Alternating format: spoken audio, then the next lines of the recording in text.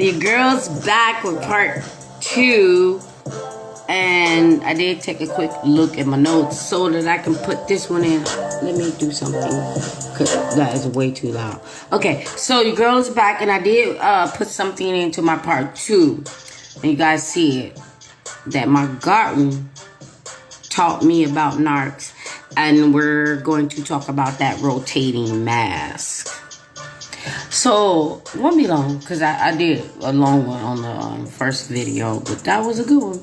So, my garden taught me about narcs because I'm a city girl. So, I didn't really know much about gardening when I first started doing it.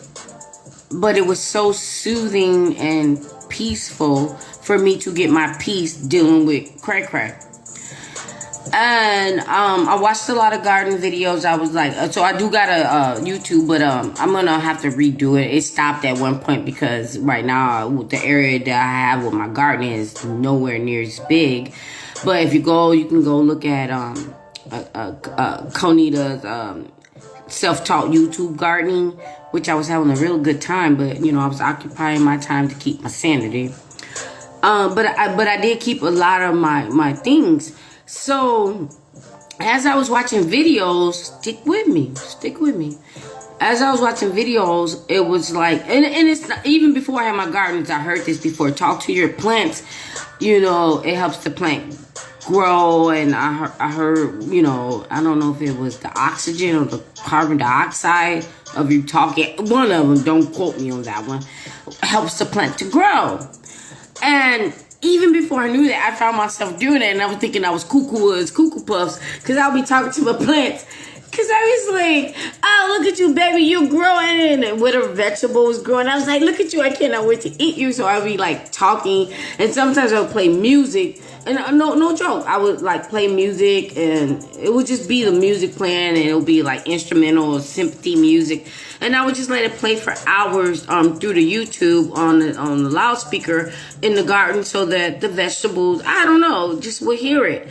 And it was the best. I mean, all of my vegetables and things, until the evil came around it, were growing, and everything was blossoming and everything. But you know, I had my favorites, so it was some of them that I just like really, because maybe it was something that because I used to buy some plants, but some plants I would grow from seed, so some of those were my favorites. And I would just be talking to them. I remember getting this one plant, and I was talking to one of the teachers about it. I'm going to move quick. I got the plant, and it was like just little bitty little shoot. And I got the plant, and I kept the plant through, I'm talking about the worst weather, traveling, relocating, keeping it in my car until I got where I needed to be. Like, I kept babying this plant. And the plant was like this. And I'm going to show you guys a picture one day. The plant is like this right now, okay? And I remember like you was a little bit baby talking to the plant or whatever. My point of this story is I saw something where they did an experiment where someone was growing plants, flowers, I don't know, whatever. And some people were talking to the plants. Some people wasn't talking to the plants, and some people was talking to the plants, but not saying good things to the plant. And they noticed the difference of each plant or each flower or whatever.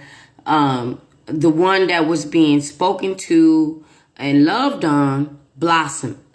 The one that wasn't spoken to but had the elements of, you know, the mother nature and environment semi-flourished. And the one that was like, you know, the being narked on died. Can you just imagine if that happens to a damn plant? What is it that happens to you when it's you? You can be with someone that, you know, treats you good, all this stuff that you gave to the plant, you got it. I'm not comparing it to a plant, but just say good stuff. Then someone that they wouldn't get good or bad, but they got nothing. And then someone that got just bad. If a damn plant or flower or whatever, bush or whatever, cannot endure the negativity of something or someone, it cannot survive. In order to enjoy life, you must have love. Boom. In order to enjoy life, you must have love. Can you imagine going through your whole life not being loved? It's the same example with the experiments with the little tiny babies. If you did the same plant and analogy that I just did with babies, same thing would happen. If you had a baby, the baby cried, one mother picks up the baby, coddle the baby, and whatever, baby stop crying and snuggles to mom. One mother does nothing, and baby figure it out on their own. Then one mother is roaring all to the baby. Can you just imagine? Are you kidding me? But it's people out there that literally exist like this. And this is how narcissism are created. Where am I? I want to say something. I feel like I want to do that one tomorrow, because I'm on this plant thing.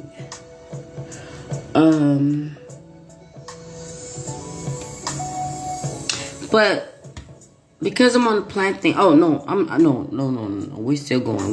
We got to get to the next one real quick. And then the plant thing. But that's really serious. Because I know some people don't take plants and animals as serious as a human being.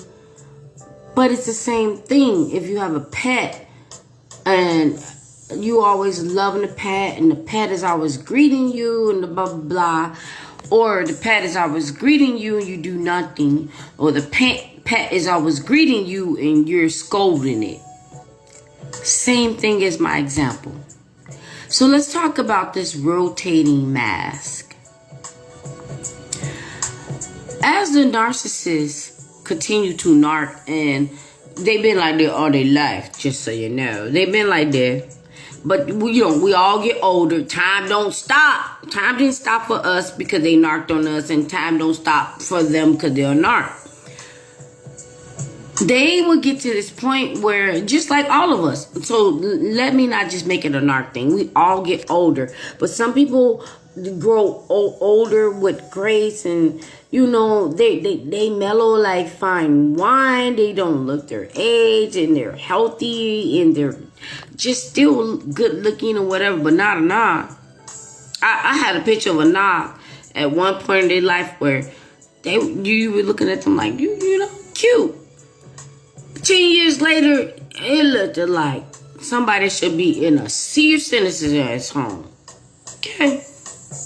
But when they rotate these masks, it's like they already went through everybody they went through.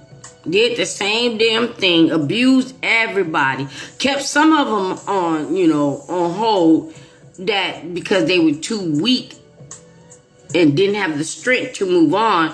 They always on the back burner or on the shelf with the narc, because the narc got them where they wanted them to be. They ruined, and they wanted to outshine the narc, but they wasn't able to keep up with it, and they life ain't ish, or that supply that wasn't ish, and they want to keep a lifestyle, or they want to have this. You got certain people that want to be with the narc for whatever the narc is providing. But as the narc gets older, the masks change. So when they get to the point where let's just say all those people that they had is no longer there, whatever, unbreathing, breathing, just done, cuckoo, crazy, to the streets, to the left, on the drugs, homeless, whatever, doesn't matter. But the narco, they're always going to maintain what they need. Okay? Don't get me wrong. There's some smart narcs out there that, at the end of the day, they at least know how to make some money. The female narcs use what they got to keep the money, and the male narcs do what they do to make the money. Okay? Half the time, they go to the female narcs because they tricks. I know what I said. But let go. So they would get to this point in life where they have to switch the mask because let's just say it was a covert narc. Now this covert narc can't get anyone, so now they go to the overt narc, or maybe the malignant narc can't get anyone, so they go to the covert narc. Or the overt narc goes to communal narc, or communal narc goes to overt narc, or cerebral narc goes over. It doesn't matter. So they can always wash their mask, throw it in the washer, put it in the dryer, and change mask or whatever, have a whole new face. Because once the mask that they're wearing is no longer working, they switch the mask. So you might have the overt narc that always, bad and physically abuse you and whatever, and then they get to a point because they old ass, like I told them in the commercial trail, can't even get off the floor. How the hell you gonna beat somebody? They can't even be off the floor. How you even gonna cheat on somebody? And then you got somebody there and you still trying to be a narc? You still trying to be a narc? I love that survivor that once they get done with the narc and they're done, and now they who they are, or they power up. And then that narc comes back and think they can fight them, get their ass beat. In so many ways. And I don't mean just physically. Some narcs need to know when never to come back to you. Never! Or they're going to get dealt with. But when these narcs change these damn masks, and they're not this mask anymore, they're this mask, it's only just one to confuse you as well, because you're thinking like, oh, now that they're older, they're a little bit more humble because the overt narc turned to the communal narc, and holier than thou, no, not done. In the words of my 2-year-old daughter, which you can't say no, not done. They only change masks. They will always be the same. Can a narc get older and go find God and Jesus? Maybe. But it ain't likely.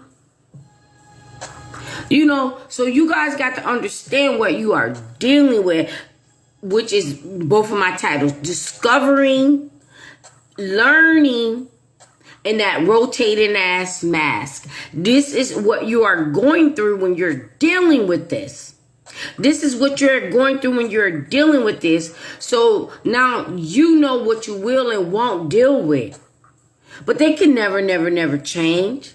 They can never, ever change. And I guarantee you, if you were that person that treated these nasty ass demons so good, they will never forget about you. And then when you're done with them, guess what they do? They go back to old extra.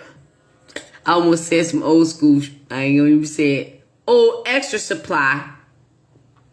Or somebody that feels sorry for them. Or they go back to that, I can just grab this fruit off the tree because it's so low. They never can get back to you. When they search their whole entire lives finding this person that's just beyond measures, and then they get this person, they still do the same thing to that person that they would do to somebody that was nothing. So it can be like they can go scrape off some prostitute, crackhead, somebody that don't give a damn about life, some jailbird or whatever, but then they can get a grade A person that got money, that got a crib, that got education, that got it together, and still treat y'all the same. So when you get to the point where you're looking like, you're treating me like I am literally over there, and God forgive me, because I'm not trying to degrade or insult anybody that's there, because people can always change. So forgive that statement if that came off that way, but that's not what I'm trying to say. Maybe I need to use a better example, but what I'm trying to say is that it doesn't really matter who you are.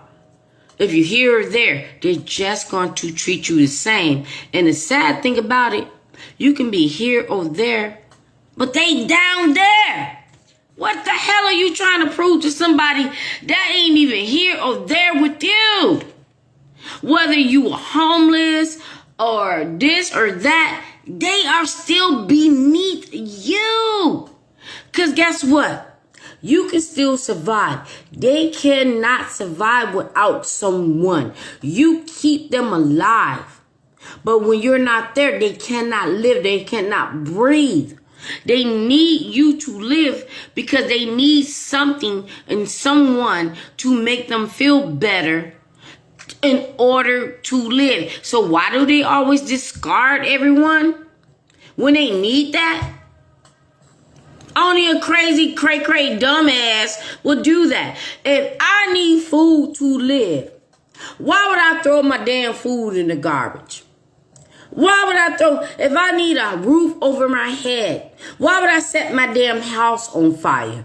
This is what I'm saying. I'm giving you guys such an example to the point that this is how it is. I know examples always confuse people because when I first got out, examples confused me until I just kept watching and kept watching. I am giving you the simplest form. If you are thirsty, why would you spike the glass that's holding your water? Because you hate the glass, because you want the water without the glass, because you deserve the water, but you don't want the glass to give you the water. So you break the glass. Now where's the water? Okay? That is what they do. Everything that they need, they throw away. They throw it away and then they go out there and try to scrape it up again, but they never get the same thing twice. Sometimes when you throw things away and you go out there and try to find something else, you just find more garbage. And that's what they do. Fire. Woo, your girl on fire. Because I am not on my notes.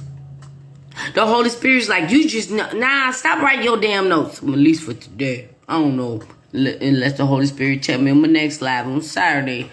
Otherwise, I am just not. I could put this to the side and I could pick it up on another day and cover it. But I needed to just talk. Them narcs never made me feel some type of way. I never devalued myself. I saw what it was for what it was, but I kind of did not understand it. And then I figured it out. They never made me not feel beautiful. They never not made me feel kind. They never not made me feel smart. They never not made me feel funny. They never not made me feel likable. They never not made me feel nothing. But that's what they tried to do. That is what they tried to do. Like I told you guys when on the other video, when narcs want to be caught. These clown ass narcs. Like I said, you heard me talking, you heard me coming, but you decided that you want to keep up on whatever you were doing on your computer so that when I walked in and saw it, that I was supposed to feel some type of way. I'm going to tell you how I felt. God let that be your next supply because I'm done. I felt nothing. And I'm still working on processing things because I never heard nobody talk the way I'm talking right now. I never heard nobody, because a lot of people, I still love the narc, Like I said, once they try to make me feel some type of way or take a part of me away, it wasn't what they thought. I was focused on me and they could not take that away. My whole strategy was like, I'm about to be away. This is not working for me. Everything that they tried just never worked. But I was unhappy. I was mad. I was angry. And I did want to do something. But the Holy Spirit came in and God came in and the Most High saved me, kept me in my sanity. I got that one story that I'm just going to have to save it for Because it's certain things that I don't do in my life that I'm going to have to save it for that. Because I'm not just done when I'm doing what I'm doing. I got a lot of things to do to not just give my testimony, to not just free myself, but to also educate and aware others and to enlighten you guys to understand exactly what this is. God has prepared what he has for us after we are done with this life. And God has also prepared us for what we have for this life. You have to fight. Because the devil is always going to keep throwing in blocks and all these things and people to block you from getting to what God got waiting for you across the street. God can have paradise for your ass across the damn street. But here come the devil and these narcs and all these other people putting all these blocks and chaos and all this shenanigans in the way that all you have to do is cross the street. But then you got involved with all that across the street turned into blocks, miles, forests, caves, mountains, water, boats. And all you have to do is just cross the damn street. Know why you here. Know what you need to do. Never underestimate the power of God in the Most High. Call me crazy if you want to. I don't give a damn. I don't give a damn. This is my testimony. But I'm never going to stop talking about what I do. But I hope I really made it clear when I said they never really accomplished anything that they was trying to do to me or make me feel. Because although I was not narc-aware, it did not make me stupid. I stood on my damn grounds. I stood on my damn grounds. And it took only God to keep that demon and that monster, because everybody got it. And I guess everybody got it. But if I have demons, I lock that thing away. And it's multiple locks that you have to get through to get to it. And it's another part of the rage that's locked into me. God had to lock that rage up inside of me. Because if I would to have exploded the way I wanted to these creatures, it just would have been nasty. I even want to do it now, but God like, hell no. Shut up. If they only knew what I thought and what I want to say about them, they would just shrink, crumble up, and turn back into the dust that they are. They don't ever want to know what you're thinking or how you really, really feel. But they don't have a problem with expressing that to you.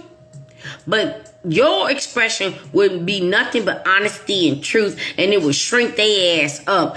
I really, really got to that point where I wanted to say the most god-awful words that could ever come out my mouth.